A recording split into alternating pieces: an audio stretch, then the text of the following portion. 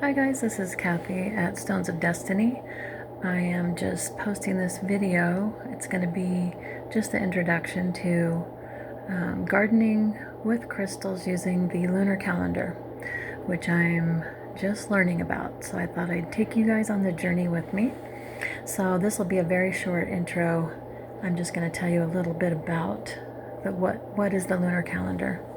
Like I said, I'm just learning myself, and so I'll give you a little bit of information that I picked up from a girl's YouTube channel called Dream Spell Calendar Explained. The 13 moon cycle. The 13 moon cycle represents a sacred feminine energy. A lunar cycle is 28 days. We have 13 lunar cycles in a year. There are 28 days from one full moon to the next.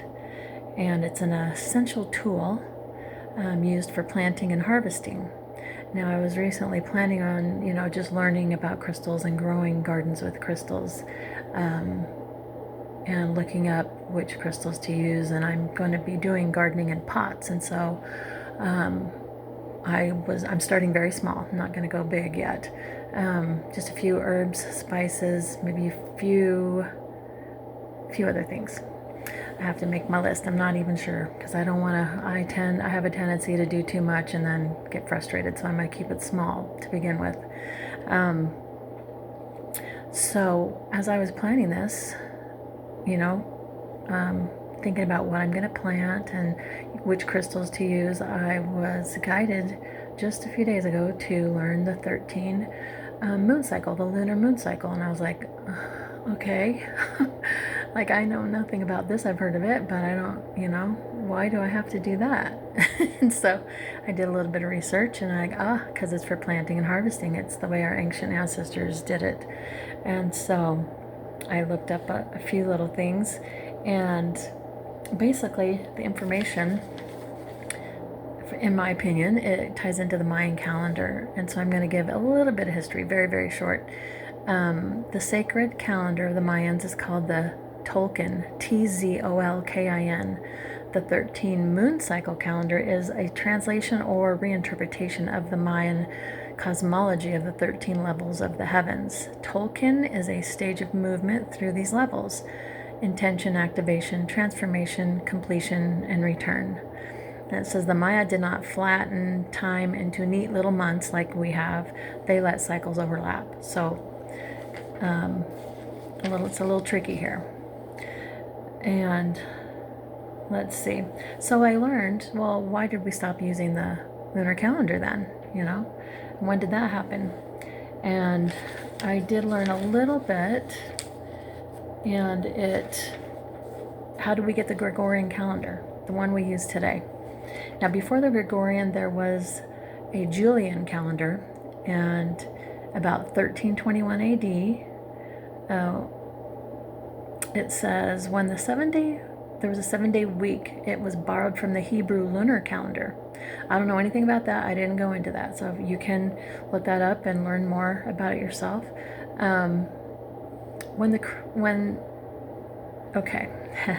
This was really interesting to find out how we got the Gregorian calendar.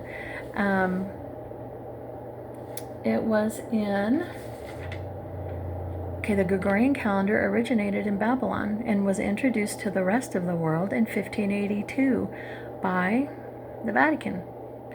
I think it was Pope Gregory, but I'm not sure. So they made it become worldwide. And 20 years before that, in 1562, they burned all the Mayan records, all the information about the calendar, and then came out with the Gregorian calendar 20 years later saying this is what we're going to do. And it was more political, more, keeping track of when we're going to pay the Vatican, when we're going to pay money. So it went to a money system more or less. And it's interesting, this girl, I just wrote this down. She calls the Gregorian calendar the artificial timeline system. And she says the artificial frequency is 12 60, kind of like 12:60, 12 when the two dots, like on a clock, 12:60 frequency. And versus the harmonic, which is the lunar cycle, which is a 1320 galactic frequency. And so I thought, wow, I literally was just guided to learn all this, and this is just really fascinating information. And she also said the lunar calendars were used by all the ancient civilizations. They used the moon to keep track of the months, and they used the sun to keep track of the year. And she said it was used by the ancient Chinese, India, South America, North America, ancient Egypt, Polynesia, Babylon, Celts, Druids, Sumerians, Assyrians, Vietnamese, Japanese, Mongolian, Islam, Tibet, ancient Greek, Macedonian, Thailand. Everybody used the lunar calendar. And if this is the artificial timeline system, then we need to go back to the ancient timeline system. It disconnects us from the cycles of nature, and it keeps us trapped within the artificial timeline by using it, which is really hard because that's how we live these days. But by doing some gardening and going back to the lunar calendar for that and learning it, I think that's where we start. And so I think that's what I'm being guided to do right now. So anybody that wants to take this journey with me, like I said, I'm just learning. So you can learn along with me. And if you have anything to add in the comments, that would be great. Like if you know crystals that you use that would have worked for you. I did look up in the book Love is in the Earth by Melody, and she has several crystals, most of which I have never heard of, but I've listed them in the description. And I'll just go over them really quick. Binghamite, it says, filled with energies of elves and flower fairies. Boji Stones facilitates growth of plants and telepathic communication with plants and animals. Brunckite discourages insects, also can grid with them. Cerussite, an elixir to houseplants, is protective and in gardens for infestation. Daphnite works for plants communication, helpful for cultivating herbs, flowers, and any vegetation. Douglasite, grid in a garden, stimulates strength and growth. Geyserite, grid, germination, abundance, disease resistant. Faerie Sceptre Quartz contains the energy of the flower fae kingdom, and it brings blessings. Sphene, Sphene, place in garden in a grid, stimulates growth. Stibnite, access to the animal kingdom and increases understanding of plant kingdoms. Strontianite, and you need an elixir. I will be doing a video on elixirs and on grids.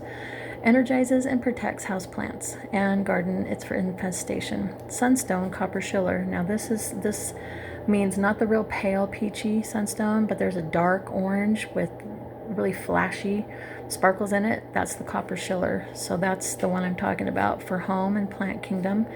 And it's an energizer and protector in gardens, and it relieves infestations. And tin, infestations in houseplants. Wardite, using gardens to inhibit weeds. And picture zeolite, not just zeolite, because there's all kinds of zeolite.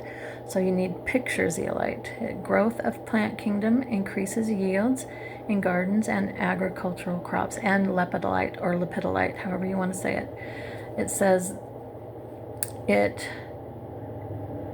it's for disorderly areas of the earth. It brings stability to the structure of the ley lines and tectonic plates. In gardens and agricultural activities, it helps to align energy forces to produce abundance and to eliminate and rectify disease. So those are the stones that Melody from Love is in the Earth has in her book. I have lepidolite. It's those little purple ones that you can see, the little purple beads. And I do have some raw lepidolite, but I could not find it for the video.